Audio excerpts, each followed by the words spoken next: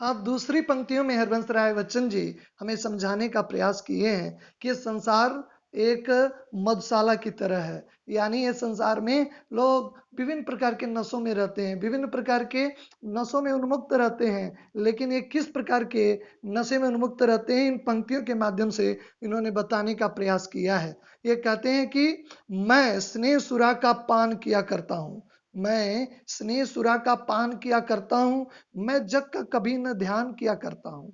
जग पूछ रहा है उनकी जो जग की गाते हैं, मैं अपने मन का गान किया करता हूँ। प्रस्तुत पंक्तियों में हरवंश राय बच्चन जी कहते हैं कि ये संसार में विभिन्न प्रकार के लोग नशों में उन्मुक्त रहते हैं, लेकिन मैं जिस प्रकार के नशे को, जिस प्रकार की मदिरा का पान करता हूँ, प्रेम रूपी मदिरा है, प्रेम रूपी मदिरा है। प्रेम रूपी मदिरा का अगर एक बार नशा चढ़ जाए तो जल्दी उतरता नहीं है। मनुष्य क्या, ईश्वर भी इस नशे, इस मदिरा का जो है प्रेम रूपी मदिरा का पान करते हैं। प्रभु अपने शाश्वत नियम को बदलने के लिए प्रेम की खातिर तैयार हैं। कहते हैं कि प्रबल प्रेम के पाले पड़ के प्रभु को नियम बदलते देखा। यानी प्रभु भी प्रेम के अभूखे हैं, प्रेम के आसक्ति उनके अंदर है। कहते हैं इस पंक्तियों में, मैं स्नेह सुरा का पान क्या करता हूं, यानी मैं जिस रूपी प्रेम रूपी मदिरा का पान कर लिया है, और इस मदिरा पीने के बाद मैं, कहते हैं, मैं जग का कभी भी ध्यान नहीं करता हूं कि संसार के लोग मेरे बारे में क्या सोच रहे हैं, या मैं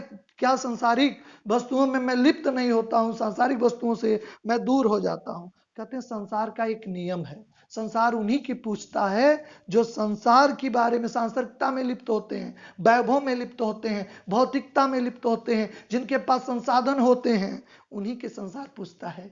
जो संसारित विरक्त होते हैं, मोह माया भौतिक वस्तुओं से, वैभव से मुक्त होते हैं, उन्हें संसार कोई पूछता नहीं है। इसलिए कहते हैं मैं इस सांसारिकता से जो हमें कष्टों में डालने वाला है, मैं इससे दूर रह के जो अंतर मन का उद्गार होता है, अंतरात्मा की बातें होती, क्योंकि अंतरात्मा हमेशा सच्चा रास्ता दिखाती है। आप कोई भी अच्छा से अच्छा, बुरा से बुरा काम करेंगे, एक बार आपके अंतर मन में आएगा ये काम अनुचित है, ये गलत है। लेकिन मन और आत्मा के बीच में लड़ाई होती है। अगर मन आपका जीत गया, समझिए आप हार गए।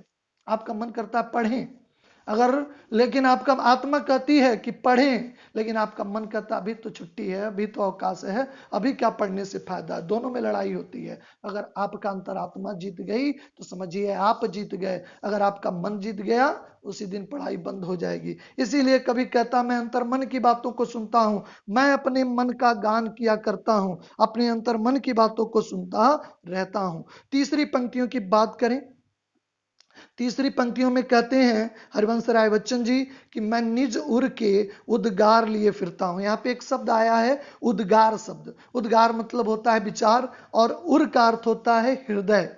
यानी कभी इस पंक्तियों में कहते हैं कि मैं अपने हृदय के उद्गार, अपने हृदय के विचारों को, अपने अंतरात्मा के विचारों को लेकर फिरता हूं, घूमता रहता हूं, और जो हृदय में, जिसके पास जो रहेगा वही देगा। मेरे पास अगर अच्छी विषय वस्तु है, अच्छा विचार है, तो मैं अच्छा विचार आपको दूंगा। मेरे पास अगर बुरे विचार हैं, निगेटिव विचार हैं, नकारात्मक विचार हैं, तो मैं आपको निगेटिव विचार दूंगा। कहते हैं कि इसीलिए मैं अपने हृदय के उपहार को, मैं अपने हृदय के उर के उपहार को लिए फिरता हूं, जो मेरे संपर्क में होगा मैं उसे दूंगा। कहते हैं संसार अपूर्ण है, यह अपूर्ण संसार है। कभी भी इच्छाएं इस संसार में किसी की आज तक पूरी नहीं हुई है, यह अपूर्ण संसार है। इसलिए कहते हैं कि अपूर्ण संसार मुझे नहीं भाता, इसलिए अपना एक अलग संसार बना लिए हैं। कहते हैं मेरा संसार जो है सपनों का संसार है। कहते हैं मैं सपनों का संसार लिए फिरता हूं, मैं अपना अलग संसार बना लिया हूं, क्योंकि यह संसार अपूर्ण है। किसी व्यक्ति की इच्छाएं इस संसार में पूर्ण होती नजर नहीं आई हैं, वो पूर्ण नहीं हो पाती हैं। किसी भी व्यक्ति की इच्छाएं अधूरी रह जाती हैं, क्योंकि संसार एक के बाद दूसरी इच्छा में जन्म ले, संसार में एक इच्छा के बाद दूसरी इच्छा का जन्म हो लेता है। तीसरी पंक्तियों में कहते हैं मैं जला हृदय में अग्नि दाह करता हूं। दाह मतलब जला करता हूं। कहते हैं मेरे विचार ठंडे न हो जाएं, मेरे जो क्रांतिकारी विचार हैं, जो अच्छे विचार हैं, कहीं वो समाप्त न हो जाएं, इसलिए मैं जला हृदय में अग्नि दाह करता हूं।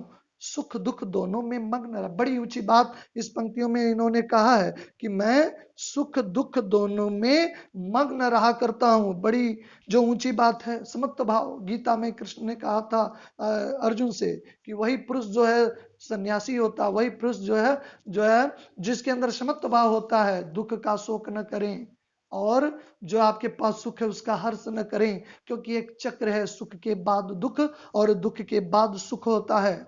इसलिए इस चक्रों में आपके पास अगर खुशी है तो अलर्ट हो जाएं, आप सावधान हो जाएं। अगर आपका सुख का दिन है, आने वाला दिन आपका दुख वाला दिन है। अगर दुख वाला दिन अगर आपके पास है तो समझिए आने वाला दिन आपका सुख वाला दिन होगा। जैसे जन्म के बाद मृत्यु निश्चित है, मृत्यु के बाद जन्म भी निश्चित है, उसी के बाद सुख के बाद दुख का आना निश्चित है और दुख के बाद सुख का भी आना निश्चित है। इसलिए इनका विचार न करें। आपके पास सुख है तो ज्यादा खुश न हो, दुख है तो ज्यादा आप दुखी न हो। इसीलिए कहते हैं मैं दोनों स्थितियों में मग्न रहा करता हूं। मैं जगजीवन, कहते हैं कि जगजीवन का भार तरने को नाव, नाव पे यहाँ पे संसाधन की बात करते हैं। ये संसार जो है इसमें संसाधन का प्रयास करता है, सांसारिकता से दूर जाने के लिए, ईश्वर तक पहुंचने के लिए, अपने संसार से मुक्ति पाने के लिए। कहते हैं संसार के लोग संसाधन की तलाश करते हैं, जिन्हें डर है कि मैं संसार से मेरी नैया पार नहीं लगेगी। लेकिन हरबंस राय बच्चन जी निश्चिंत हैं। वो कहते हैं मैं भव मौजों पे, जो भव है संसार के मौजे हैं, क्योंकि मुझे सांसारिकता से लेना देना नहीं है, इसीलिए मैं मस्त बहा करता हूं। कहते हैं मैं इस संसार रूपी सागर में, भव में मैं मस्त बहा करता हूं, मस्त बहा करता हूं। दुनिया के लोग संसाधन की तलाश करते हैं, लेकिन मुझे संसाधन की तलाश की आवश्यकता नहीं होती है। अगली पंक्तियों में कहते हैं मैं यौवन का उन्माद लिए फिरता हूं, उन्मादों में अवसाद लिए फिरता हूं, जो मुझे बाहर से हंसा रुला देती, भीतर मैं हाय किसी की याद लिए फिरता हूं। इस प्रस्तुत पंक्तियों में कहते हैं यौवन का उन्माद। यौवन का उन्माद, युवा अवस्था बड़ी ही परिवर्तनकारी अवस्था है। इसीलिए एक विचारक जो है फ्रायड जैसा मनोवैज्ञानिक कहता है adolescence is the stage of storm and struggle. यानी ये जो किशोरावस्था है, यौवन की अवस्था है, ये बड़ी तूफान और संघर्ष की अवस्था है। बड़ी मोल्डिंग कैपेसिटी होती, परिवर्तनकारी जो है शक्ति होती। इसी विचारक ने कहा है कि तलवारों की धारों पर इतिहास हमारा पलता है, जिस ओर युवा मुड़ता है उस ओर जमाना मुड़ता है। यानी युवाओं के अंदर परिवर्तनकारी शक्ति होती है। इसलिए कहते हैं मैं यौवन का उन्माद लिए फिरता हूं और उन्मादों में भी अवसाद लिए। बड़ी विरोधाभास स्थिति कहते हैं, एक तरफ उन्माद और यानी उत्साह और दूसरी तरफ अवसाद यानी उदासी। कहते हैं एक तरफ तो मेरा मन जो है प्रसन्नचित्त है, उत्साह है, और फिर भी दूसरी तरफ मेरे अंदर अवसाद भी है, उदास भी है। उन्माद करता है क्या, मुझे बाहर से मुझे हंसा देता है, लेकिन अवसाद क्या करता है, भीतर से मुझे रुला देता है। और फिर अपनी प्रेयसी को याद करते हैं और कहते हैं हाय मैं किसी की याद लिए फिरता हूं। अपनी प्रेयसी को याद करते हैं और कहते हैं कि मैं उसकी यादों को लेकर चल रहा हूं। फिर सांसारिकता भरी बातों में कहते हैं कर यत्न, मैं प्रयास कर रहा हूं। कहते हैं कि मैं प्रयास कर रहा हूं, कर यत्न मिटे सत्य किसी ने जाना। वास्तव में सत्य जानना बड़ा कठिन है। सत्य एक होता है और सत्य से साक्षात्कार करना बड़ी कठिन बात है। संसार में सत्य क्या है, एक बहुत आज तक गूढ़ विषय बना हुआ है कि संसार में क्या सत्य है। कहते हैं जहां पे नादान है, जहां पे नादान है वहीं पे दाना। यानी जहां पे नादान लोग होते हैं वहीं पे बुद्धिमान भी होते हैं। जहां पे अच्छाई होती है वहीं पे बुराई भी होती है, शाश्वत नियम है। कहते हैं कि जहां पे नादान है वहीं पे दाना है, यानी बुद्धिमान है। फिर मूढ़ जग क्या जाने, इस पे मैं जग को बहुत बताने का प्रयास करता हूँ, संसार के लोगों को बहुत समझाने का प्रयास करता हूँ, लेकिन संसार के लोग हैं इस मूढ़ता में पड़े हैं, इस मूर्खता में पड़े हैं, वह जान नहीं पा रहे हैं। क्योंकि सीखा ही ज्ञान, सांसारिकता के ज्ञान दुख का कारण, इसलिए मैं भूल रहा हूँ सीखा ज्ञान। मैं सीखा ज्ञान भुलाना, मैं सीखे हुए ज्ञान को भूलना चाहता हूँ। कहते हैं पंक्तियों में मैं और अपने को अलग मानते हैं संसार से। कहते हैं मैं और जग और, क्योंकि संसार के लोग अलग हैं जो सांसारिकता में लिप्त हैं। मैं संसार से अलग हूं, मैं और जग और कहाँ का नाता, मैं बना बना कितने जग रोज मिटाता। जग जिस पृथ्वी पे जोड़ा करता वैभव, इस संसार में वैभव धन की लिप्सा सबके अंदर होती है। कहते हैं जिस पृथ्वी पे लोग धन को जोड़ते हैं, वैभव को इकट्ठा करते हैं, मैं उस पग को, उस पृथ्वी को, उसी पग ठुकराता हूं, उसी प्रति मैं इस संसार को ठुकराता हूं जिस संसार में लोग केवल वैभव जोड़ने का काम करते हैं।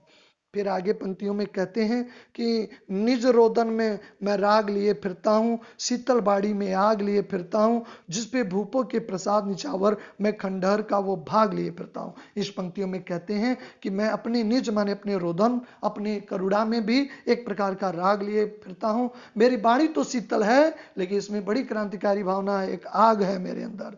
कहते हैं मैं भूपों के प्रसाद निछावर, अगर मुझे राजाओं के महलों को दे दिया जाए, लेकिन जो सांसारिकता है, भौतिकता है, मैं उसे स्वीकार नहीं करूंगा। मैं खंडहर, मुझे ऐसा चाहिए जो विरक्त हो, जो संसार से मुक्त हो, वह खंडहर ही मुझे स्वीकार है। कहते हैं संसार बड़ा विपरीत नियम है, दर्द को समझता नहीं है। अगर मैं रोया तो तुम कहते हो गाना, मैं फूट पड़ा, अगर फूट फूट के चिल्लाने लगा, क्योंकि लोग दूसरों के दुखों पे बड़ा उपहास करते हैं। कहते हैं मैं फूट पड़ा तो तुम कहते हो चंद बनाना, क्यों कभी कहकर मुझे संसार अपनाए, मैं दुनिया का हूं एक नया दीवाना। कहते मैं दुनिया का एक नया दीवाना, मुझे लोग कभी कहकर क्यों अपनाएंगे। कहते हैं अगली पंक्तियों में, मैं दीवानों का भेष लिए फिरता हूं, मेरा वेशभूषा दीवानों जैसा है।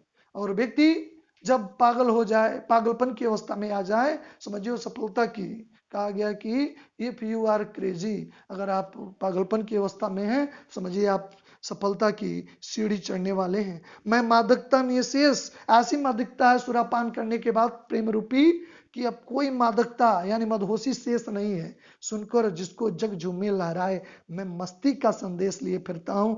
इस प्रकार मैं मस्ती का संदेश लेकर फिरता रहता हूं।